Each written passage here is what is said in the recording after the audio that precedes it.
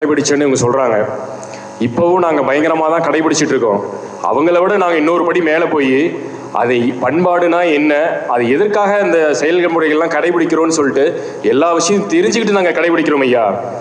அதாவது நம்ம வாழை இலை போட்டு சாப்பிட்றோம் இல்லைங்க, அதில் வந்து ஒரு தமிழருடைய பண்பாடு என்னன்னா விருந்தோம்பல்னு சொல்லுவோமா, அதில் வாழை இலை போட்டு சாப்பிடுவோம். அந்த வாழை இலை எப்படி போடுவாங்கன்னு அந்த எதிரணியை கேட்டு பாருங்க தெரியுமான்னு. அதாவது வலது கை கட்ட விரல் இருக்கிற பக்கம் வந்து தளவு வரணும்.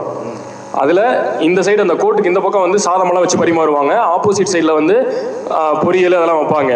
அந்த முனையில் பார்த்தீங்கன்னா உப்பு ஊறுகாய் அதெல்லாம் வைப்பாங்க. ஏன்னா உடம்புக்கு உப்பும் ஊறுகாயும் கம்மியாக சேர்த்துக்கணுங்கிறதுக்காக தூரமாக வச்சிருவாங்க.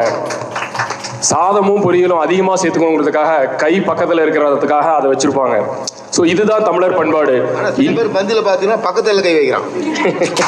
இவன் லெட்டில் திட்டு பக்கத்தில் கை வச்சு அட்டி உள்ள விட்டுருக்கான். அவன் எப்பா ஏழையே பார்த்துக்கூடாது, என்னமா நீ பக்கத்தில் எடுத்துக்கோ.